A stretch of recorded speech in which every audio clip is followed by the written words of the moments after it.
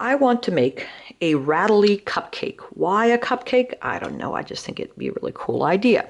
So a cupcake has a flat bottom, so I'm going to tap the bottom to make it flat. It has slanted sides, so I'm going to roll it here. My thumb is on the inside. The table on the outside is helping me to get a nice smooth surface. If I want this to be even, I can tap that as well. I'm going to take my thumb and I'm going to move that in. Okay, I want the texture to be right. Texture is a big deal when we do clay. This is all full of dried clay. I dipped it in the water and there's no more dried clay anymore. Cupcakes have little ribs on them. They are made in a little paper sleeve, so I'm adding those ribs.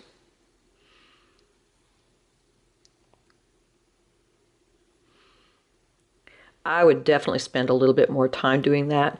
I'm looking at them and they look more like dents than ribs. I think maybe something like this would actually be better, but I'm not going to waste your time as I figure that out. The top piece needs to be a little bit wider. So I'm going to open this up just a little bit more.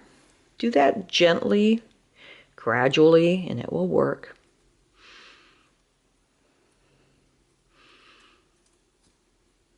This is going to be the frosting.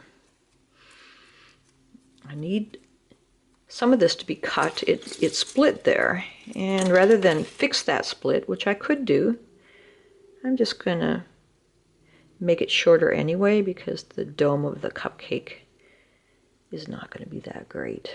There we go, that's better already. And I'm going to smooth that out.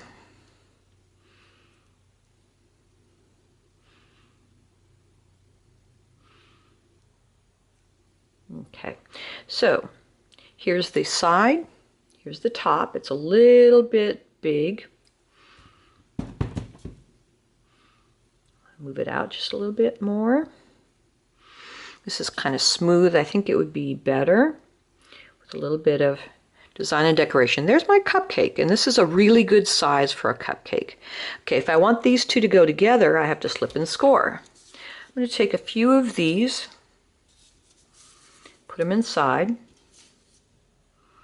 I don't want these to accidentally glue attached to the inside, so I'm going to wrap them in some newspaper. This is also a good trick if you have something and you're afraid that it's not going to support its own weight. You can pack it with newspaper. In the kiln it will burn out, so it won't matter. And of course, if I'm going to attach anything, then I have to do slip and score. So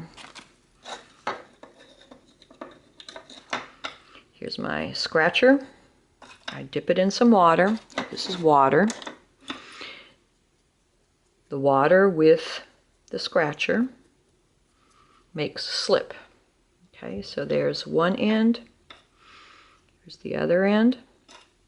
This is not a step you can skip. So inside here are the little beads that are going to make the noise. These go together and it's going to be stronger if I blend them just a little bit. Of course, my blending tool is never going to make things smooth. It's going to connect them, but it's not going to make them smooth. The only way I can make things smooth is if I use my thumb or my finger and mix them in together that way.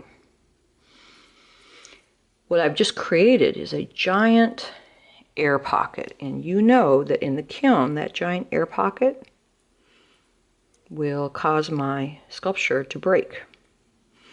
I don't like how this is bigger and that's smaller, so I'll work on that, but I don't think I need you to watch me as I do that.